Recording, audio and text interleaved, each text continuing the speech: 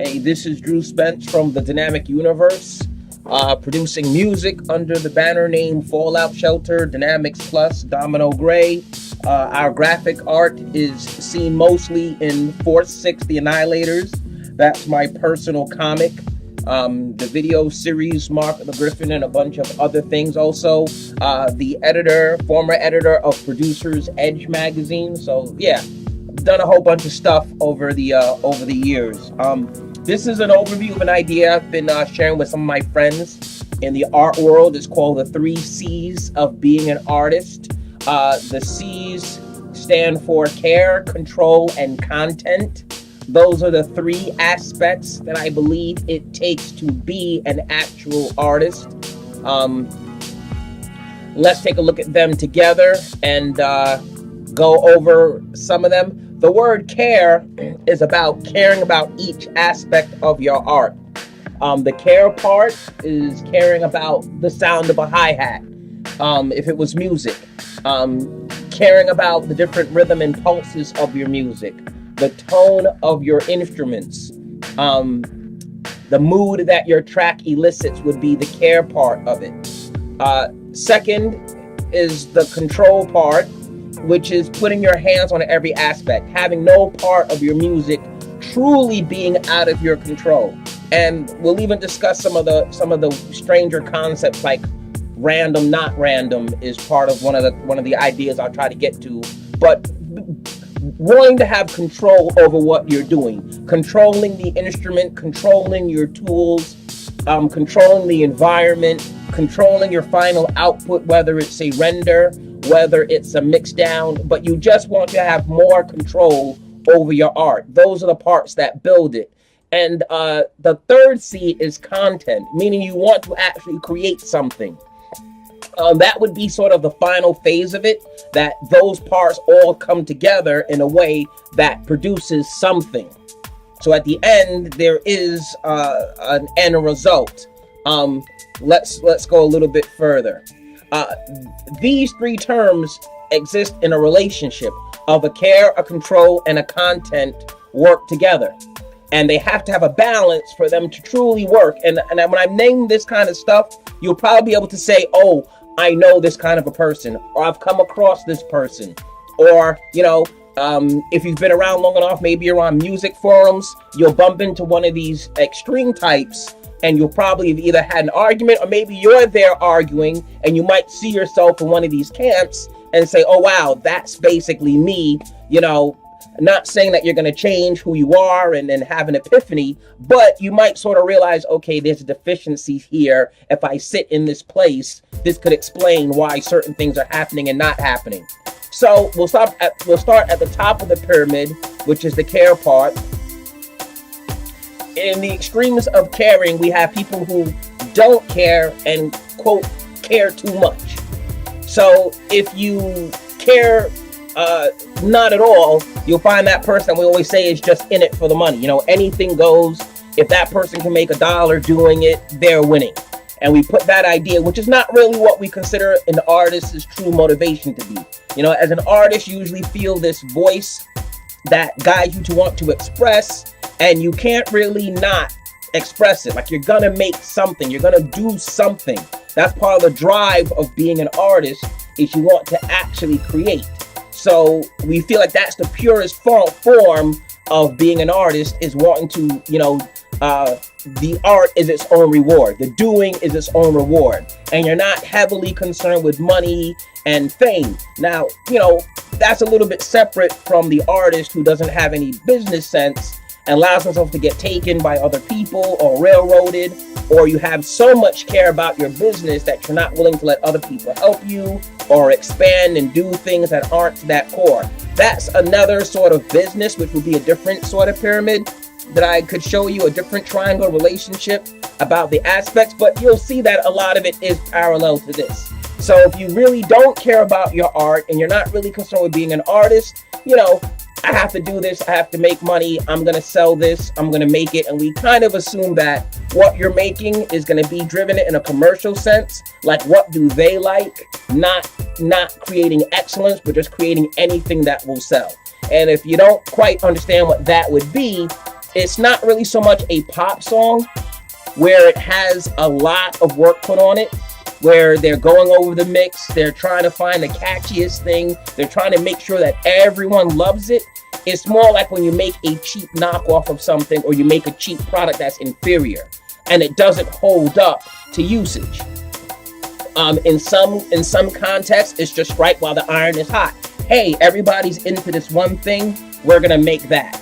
You know, if it was a comic, you would sort of sit back and go, wow, right now this is what's hot.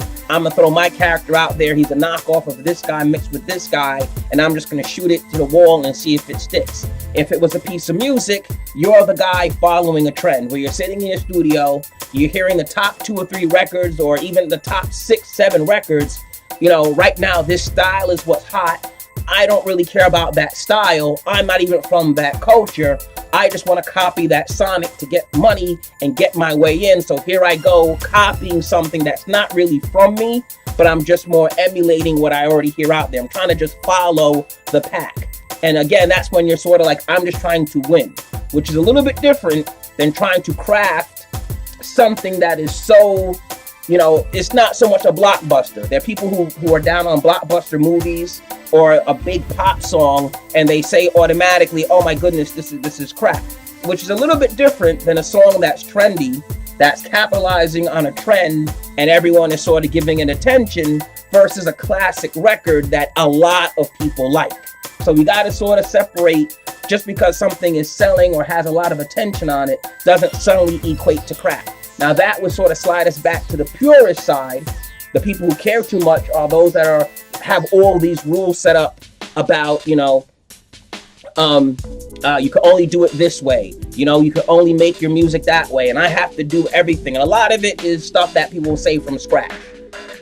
And they'll say, you know, I have to make my drums from scratch. I can't, you know, I have to make the sound. And the purist is a rabbit hole that goes on forever, which is why it's basically the relationship that when you go too far into the purist bend of it, you find yourself with no content, because you're spending so much time trying to care about every aspect, which actually doesn't get you to the phase of making anything.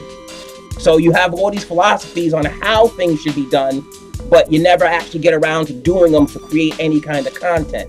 That's usually what happens when the care part goes to the extreme. It stays in the realm of philosophical. You care about this a whole lot, but you actually don't do anything about it. Like it sort of seems like you've gone so far that you're so thinking that you're not doing anymore.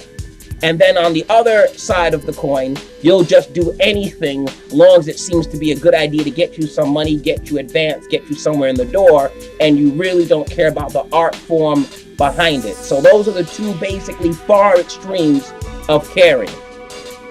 Let's talk about control. All right, control is, you know, one to exhibit a certain level of mastery over your instrument or your tool. If it's music, you know, you want to learn how to play the guitar very well. If it's drums, you want to learn how to play the drums. You want to show expertise in your instrument. The difference between a person who makes music and a person who's a musician. You know, person who can paint or does paint and a painter. Like all these levels of craft is where the high craft slides into artistry.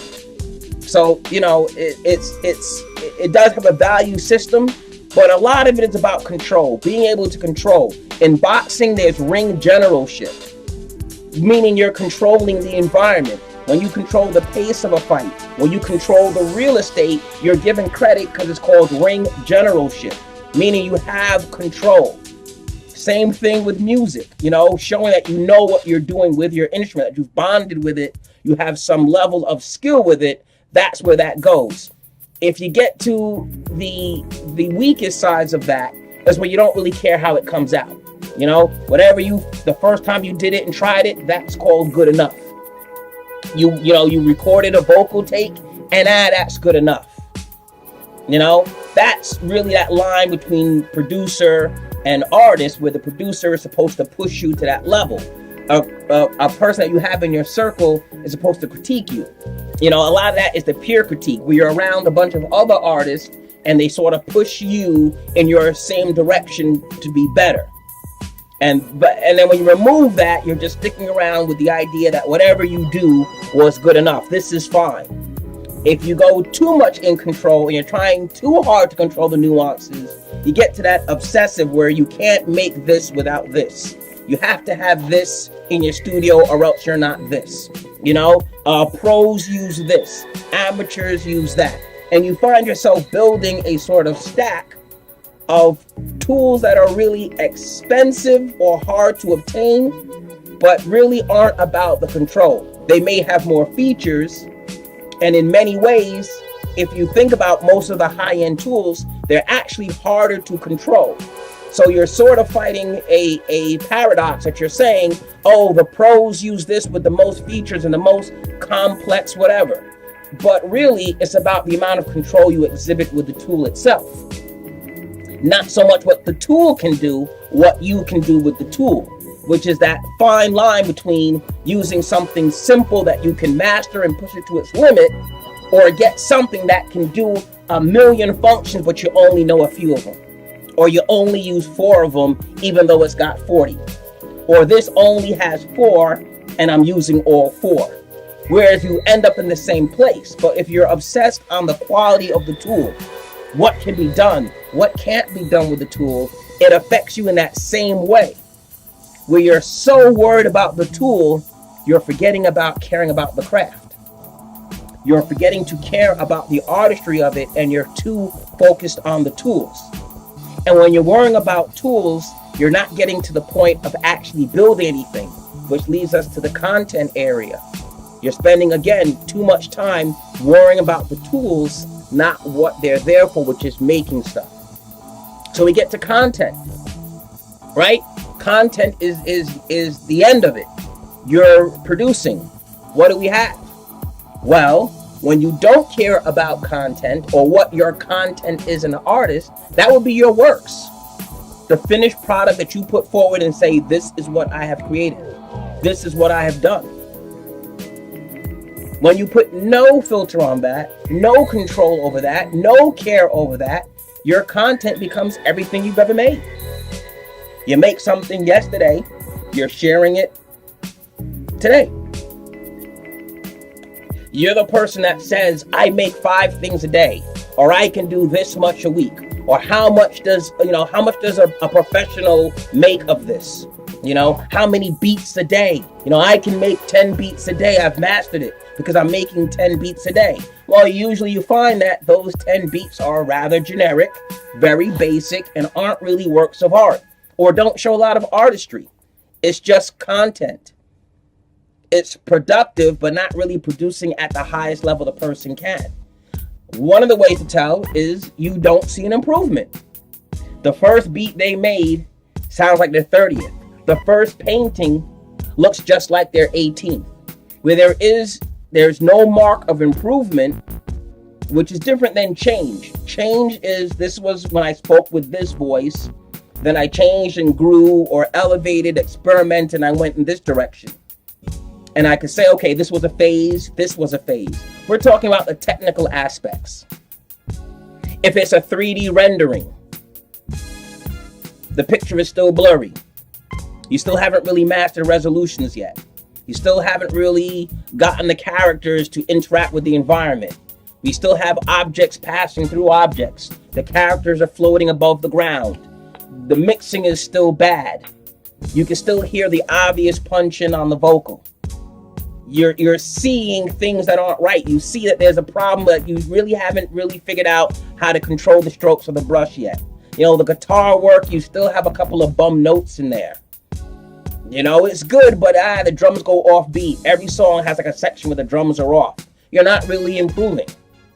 And the improvement really isn't about getting more stuff, buying more equipment. It's about that care and control. So your content can be impacted by your care and control. If you put too much in those areas, you find that you have very little content. And then if you put a smaller amount, you have a lot of content that's all the same, which as an artist is not really what you're looking to do. Just have stuff existing in the world. You really want to have your best stuff, or at least your high bar, be what's releasable. Your high bar is what you share and say, okay, this is it. You know, we get to the extreme is nothing to share. There's lots of people that you'll come across on forums, websites, blogs, comments. They'll be on YouTube commenting, and they'll be highly critical. Oh, he didn't do this. She didn't do that. You know, they should have done this. And if it was me, I would have done this. And this is the best person, and this person's no good. And you say, well, where is your stuff? Where is your content? Where is the stuff that you're going to bring to us to explain to us why you're so hard-lined on these areas? And it's usually one of those is the deficiency. They're telling you about what the pros use, and pros use this, and this person uses that, and you should use this, and only this can make this, and no content. Nothing finished you can point to. You know, you should work this way. You're not a real artist if you don't do this, and a real artist would do that. Where's your content? Nothing to share. Sometimes it's people who just do that. They just lean on the fact that they make a lot of junk their hallmark. I've made 50 whatever, and all 50 are substandard. All 50 show no improvement. All 50 are the same thing being brought to you. It's the same thing, just different colors, same idea. Different material, same results. And they think because they're just churning out material, somehow they've got something that's there and ready to make them, you know, ready. Improving isn't just repeating the same thing over and over again. It's just not. There has to be a part where you study it and you attempt to improve on it. If you write books, you read more than you write. Every novelist will read more books than he writes. Every person who does music will listen to more music than they create themselves. You'll listen to your own music as a study. You know, there's a person at the party who's just happy to be there. They just came to the party and can't believe they're there. You know, they're amazed at the fact they've made it into the door. I'm amazed at the fact that I made something. And I'm so proud that I made something. Here I am shoving it into the world. Just because I'm glad I'm there. There is also someone who has an idea of everything that can go bad at the party. So they stay home. And well, if I had gone, you know, if it was me, I would have, and the party was the right kind of party. And if the conditions were absolutely right, then maybe I'd be accepted. And that's another person caring a little bit too hard, right? Sometimes you have to have that balance, which is what this really was about in the end, was having a balance. That you sat there and you thought about it. And you said, where am I on this list? Where am I on this list? Let's ask, where are we? Is it a lot of content that's junk that really could use some improving? Do you skip past the control part? Do you skip past the care part? And you're on a mission. Even if your mission again is to make money or make the biggest record that everybody loves, there's certain aspects you still need to think of. Right? There's still aspects to think of. Let's talk about some of the outliers. Because every so often when I bring this up and I talk about this, I'll get someone with a question that they say, you know, well, how do you deal with this? One of the things I've heard when it comes to music is sampling. And they say, well, how is sampling part of the artistry of it? Well, I say this to quickly go through that. And anyone who uses assets, or if you buy some of your content, whether it be loops, pre-made figures, sets, clothing, paint colors, whether you stretch your own canvas or buy it in a store, whether you design your own software to do what it does, or you're a person who uses, you know, the filters that come with this, whatever it is. What I usually find is that that person has a massive library. A massive library. If I am a sample-based producer, I have a massive enough library that I'm back to be able to exert control in my taste and what I choose to put together. If I do collages, I don't just buy one newspaper, right? I don't just buy one newspaper and say, all right, I'm going to make my artwork from just these, 24 pictures. You'll collect, you categorize, you know your library, you organize it, thousands upon thousands of assets and material. You might write notes to yourself. You might use stickies. You might have a book where you write down ideas. You might put things in a folder and say, when this folder gets to a certain size, I know that will be ready to go as a bundle. But usually part of your cataloging is part of what it is. If you use a lot of pre-made colors, you'll have a massive palette.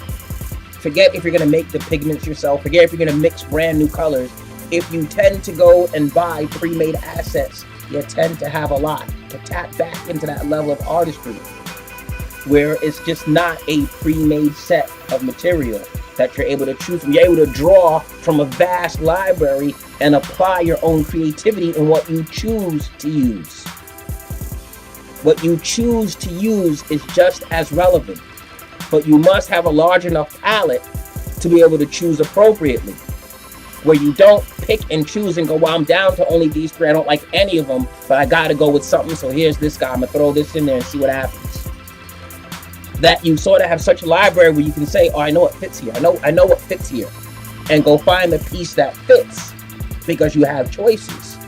And you'll find when you've extended your library that you will actually have a lot of choices. And you may sit there and go, all of these will work, but what works best?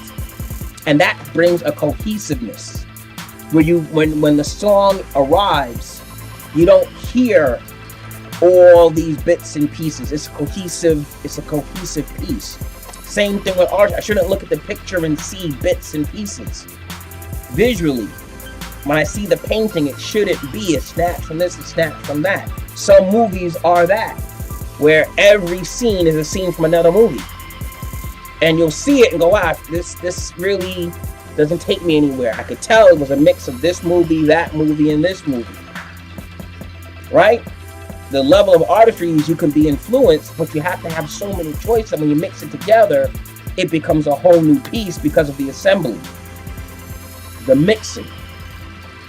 Someone asked me, what about the lady who throws random paint across the canvas? I got asked that question once. What about that person who just puts the canvas on the floor, takes paint, and just swirls it on there? How does that fit your all this talk that you're doing? And I said, interestingly enough, a person who works that way will do hundreds of those.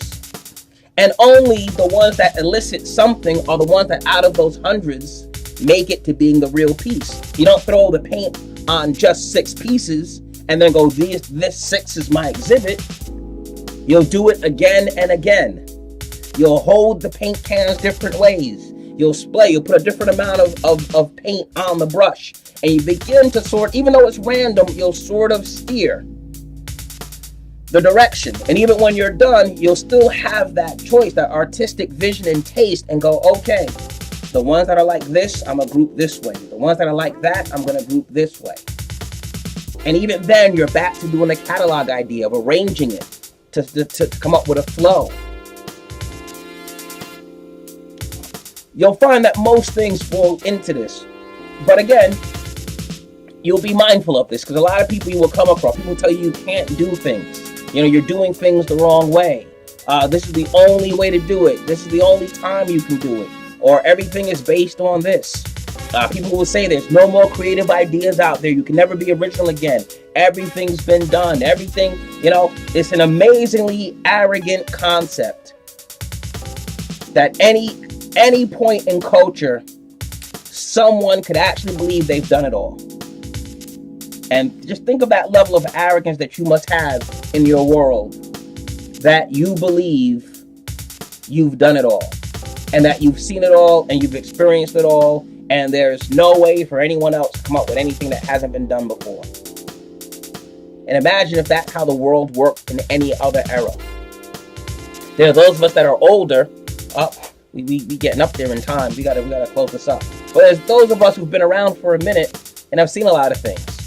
And you're seeing the recycling of ideas, right? Just about every 10 years or so, certain ideas are recycled and brought back up again. They recreate something. They reboot something. They reimagine a world. They make a follow-up, a sequel. What usually you ask in many of those instances is, what is the original voice that's being added to the mix? What's the original voice? Because again, sometimes that quest for reality, quest for a creative slant on what we've already seen and done, leads us back to the triangle. That we're putting so much thought into caring about being original, thought of being something different, that different becomes the new bar. And we find ourselves in an extreme place where you're trying so hard to be different and you can't use any idea that you lose the content. You lose actually building an interesting story because you're just trying so hard to be something artificial. But we'll pick another video another day and we'll go over some of the aspects of originality. Maybe we'll talk about that another one of these days. So let me know. This is probably going to be on the Dynamic Universe channel. I think I'm going to upload it to that.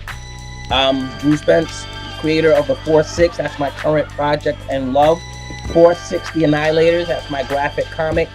Available now in all sorts of formats. Let me know what you think in the comments. Have you had an experience where you find yourself dealing with this? But again, if you find yourself, there's no insult to this. I think many of us in some areas have fallen into one of these triangles and dipped a little bit too far. I know I have. You know, it's one of the things that I work on, that I say, okay, I don't want to just keep creating and not have any artistry show up in my work. But then I don't want to be this person who's so anal about my work that I spend, you know that guy who's been working on his album for 3 years. You know, it's been 3 years. I'm gonna get in the studio. We're doing this, and I got a friend who, and it's like, wow, it's been like 3 years. No songs, not one song. No, really? Okay. Guess it's gonna be the greatest album ever. I've still never heard one of those greatest albums ever. Like when this guy is working on the album, it's been like 5 years, and he's still working on it. You still can't hear any of the songs. Those albums just never get made. I wonder why that is. All right, that's it. Signing off. Got a little long-winded at the end. I will see you guys. Let me know if there's something else you want me to talk about briefly. Care, control, and content. The 3 C's of being an artist. I'm out.